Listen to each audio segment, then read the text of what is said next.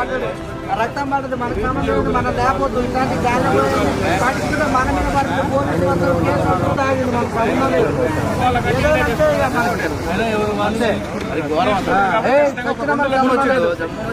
వాడు పడ్డాడు బాబు.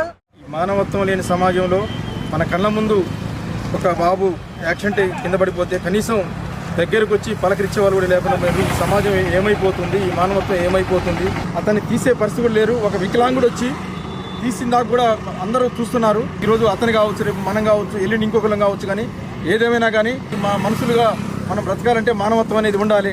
కాబట్టి ఇలాంటి విషయాలు జరిగినప్పుడు ప్రతి ఒక్కళ్ళం కూడా చూసి ఒకరికొకరు సాయం చేసుకోవాలి తప్ప దయచేసి ఇలాంటి యాక్సిడెంట్లు ఎక్కడైనా జరిగినా కూడా ప్రతి ఒక్కళ్ళు సహకరించాలని మరి నేను కోరుతున్నాను. అందరికీ నమస్కారం.